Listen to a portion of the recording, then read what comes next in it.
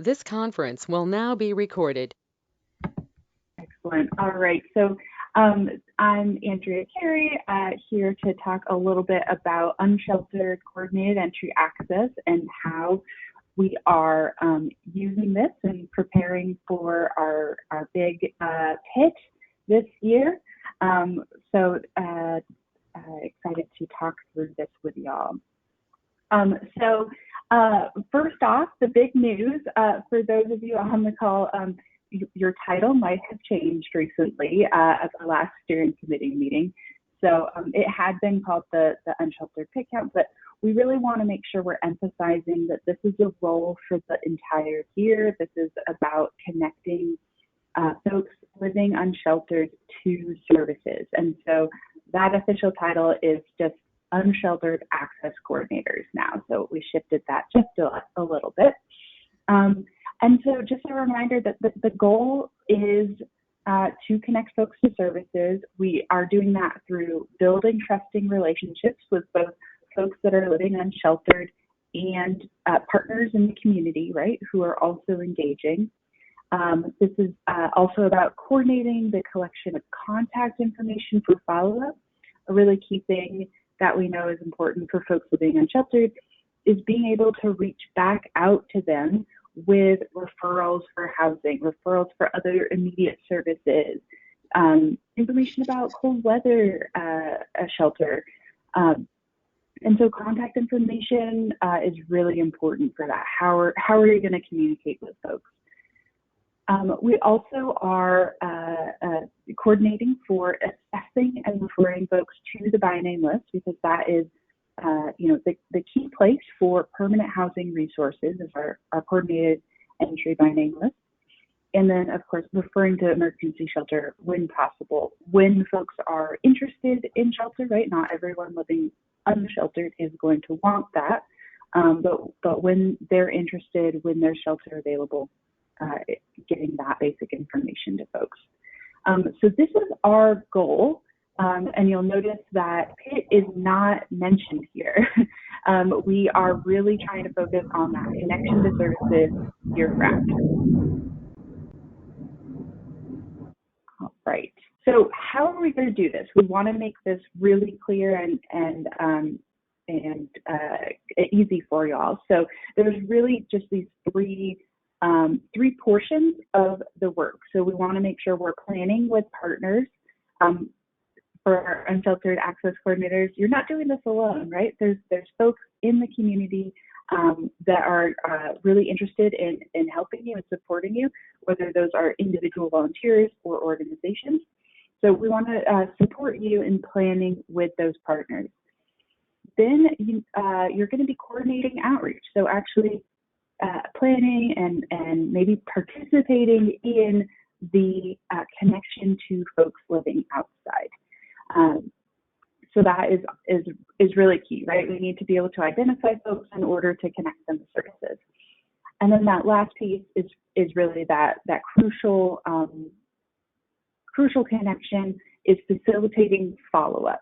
So it might be you doing the follow-up, it might be someone else in the community, but really making sure that there is a plan and that we are following up with folks about resources to support them.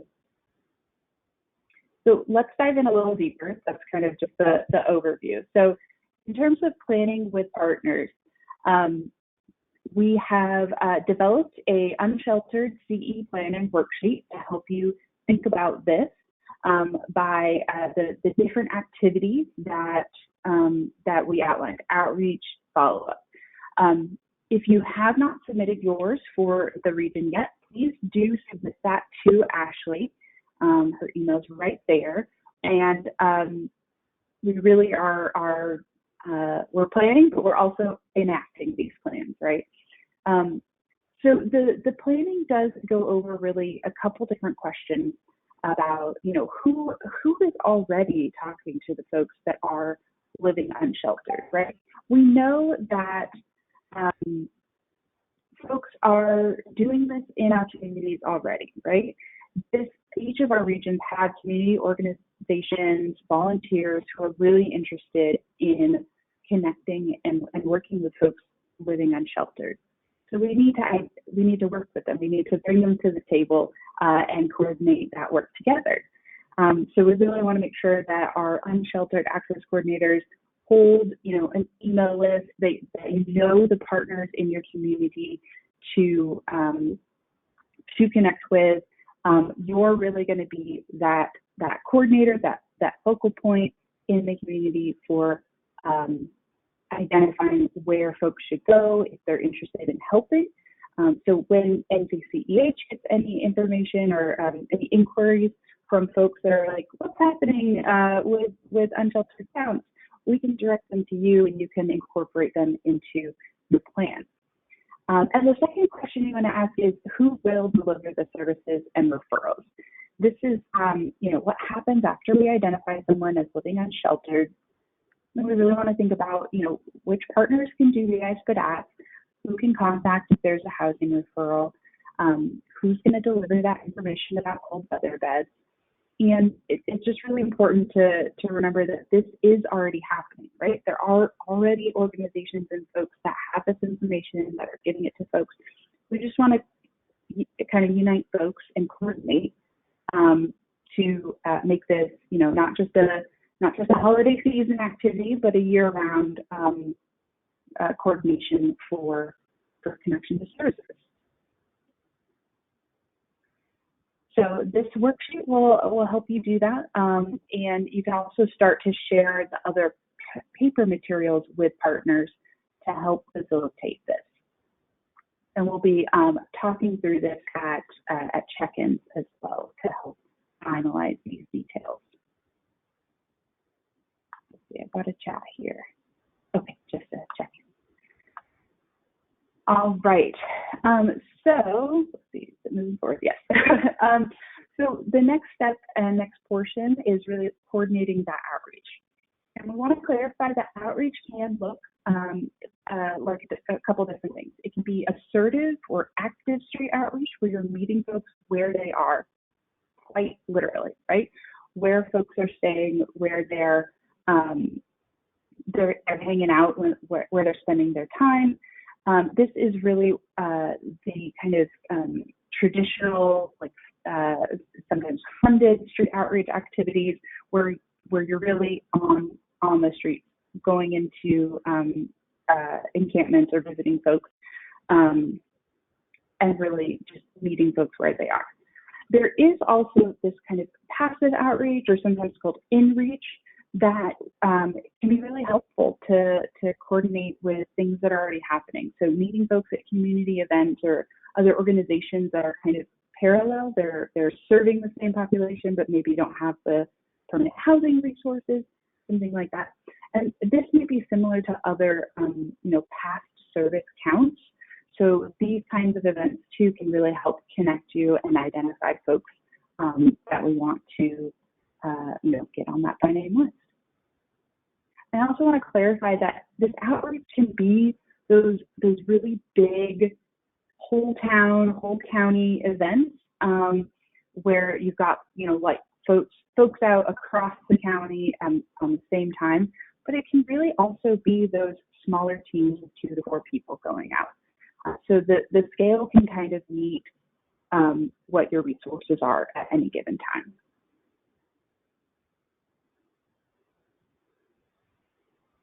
So let's dive in there.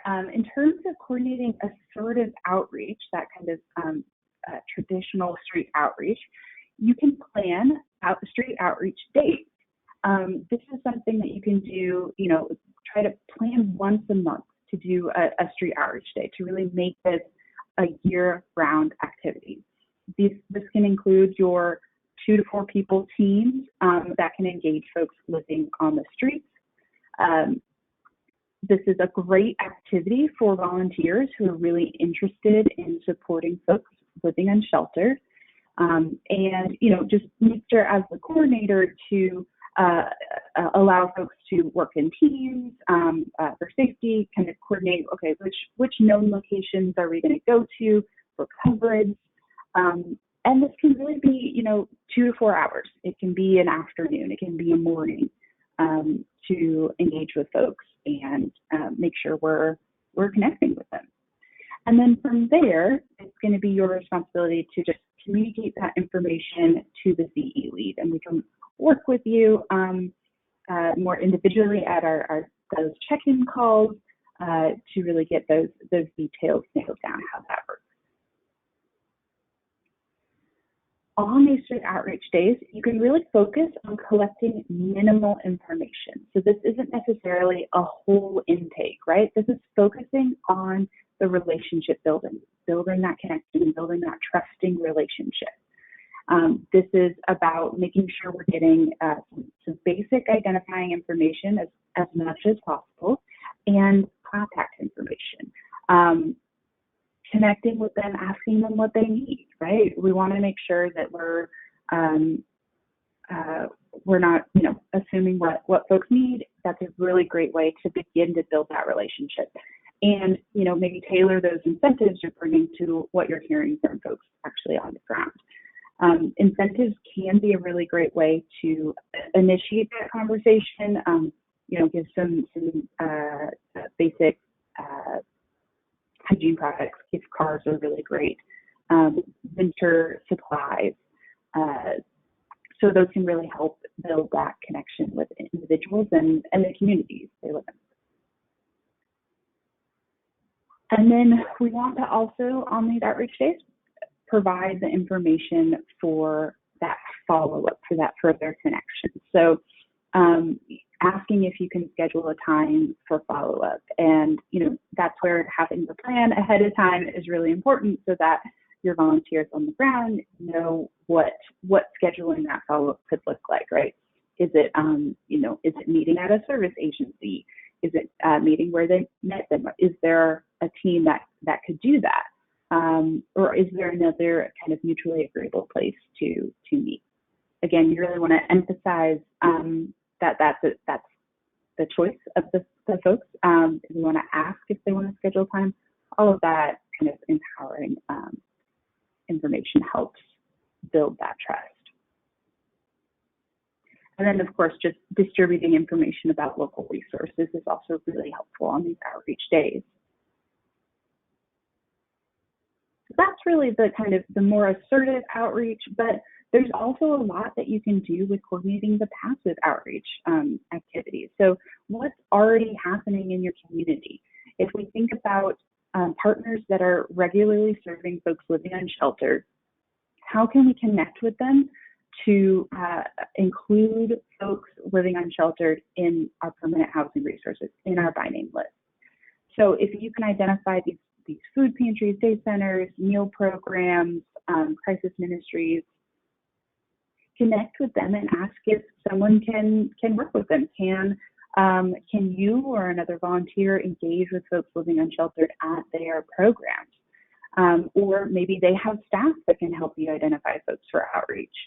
And it's really crucial to give them the information they would need to help connect folks. So again, if they're willing, we have those forms, we have some materials to help get the information we need to connect further and do that follow-up. And then there's also, just including them working with them on events that they already are engaging in. So we can take advantage of events that are already happening. Holidays are coming up. There's, usually a lot of events that are happening, and other kind of coats or winter supply, toy giveaways that are occurring that might also be working with folks living unsheltered. So again, those are really great events to organize some of this in-reach events, this passive outreach, to work with folks and identify folks. And then lastly, there's that facilitating follow-up. So how can we reach our folks after outreach? And we really want to think about, what are there volunteers that could really help you make these calls or send those emails or visit those known locations. So facilitating this follow-up, we really do need to make sure that we're reaching out to folks and giving the resources that we have. It might not always be that permanent housing referral, but there's usually something that we can offer, and even just checking in, right? And so how do we actually do that follow-up? We're gonna call if folks do have a phone. Make sure that we're not just calling once. We do want to in this follow-up, really try to reach them. So that's more than once. That's using any of their contact info, and then potentially actually going to the last known location and seeing if that in person is the best way to follow up. And one of the outreach techniques might be working with someone to give them information about how to get phone service, right? And make that follow up easier. There's a lot of room for connection here. All right, so hopefully those are some concrete ideas that can help kind of anchor our work as Unsheltered Access Coordinators. Some more next steps to think about. So if you haven't yet, you really do want to join those SSO calls, those CE check-in calls for planning support. And if you haven't submitted a worksheet yet, we will work with you to complete that worksheet together at those calls. Coordination with the CE leads is going to be really essential for this effort. And another next step, email your local volunteers and agencies with the plan, identifying who is participating in that outreach for that follow-up, and any events that you are thinking about. So we really recommend, let's plan some street outreach days, maybe one in November, December, and January to help with that count at the end of January. Again, this can be teams of 2 to 4 folks, and just going to where folks are living unsheltered, or where other places, those kind of third places that folks are going to locally, any of those events to visit, etc. And then really visiting those local groups with the forms they need to complete. So you have those partners in the community that can identify folks, collect what we need, and begin that coordination process, that connection to services. These are hopefully some concrete next steps for y'all. All right. We definitely want to encourage you to remember your resources. So we've got a lot of these resources posted on our coordinated entry website. That's ncceh.org/BOS/coordinated entry. And there's a section there, the header under Unsheltered Access. We've got planning tools like that worksheet I mentioned. We've got data collection tools like the first contact and additional contact pages. And then also some of those privacy tools if you're doing that kind of HMIS component to have on hand and ready for follow-up. Again, mentioned this before, make sure those check-in calls are on your calendars. Let's plan on attending the next 4 CE check-in calls kind of through February to support this coordination with CE leads, and also to get that technical support from NCCH staff. We want to help, this is a new role, but we really know that this has been happening in your community on a certain level already, and we're really excited to have your leadership as kind of a point person on the ground to support just better coordination and more of that year-round engagement. So we're here to help is the key thing. All right, and just the last kind of thing to leave us with, we've really found this quote from another training kind of meaningful, that we want to engage with humility when we're working with folks that are experiencing unsheltered homelessness, and remember that the path that brought them to this experience may have included some trauma, right? And that sometimes when we're approaching someone, trauma, like, it can look like personality on an individual level, but it's sometimes that reaction, those coping mechanisms that folks are working with. Trauma contextualized from a family can look like family traits, and then some with a whole people, trauma can look like culture. And so we really just want to emphasize that that humility and compassion that we know you'll hold in this work. So really appreciate your leadership and your support for folks living unsheltered, and we're really happy to support you in that work. All right, I think that was my last slide. Any questions before we move on to our emergency housing vouchers?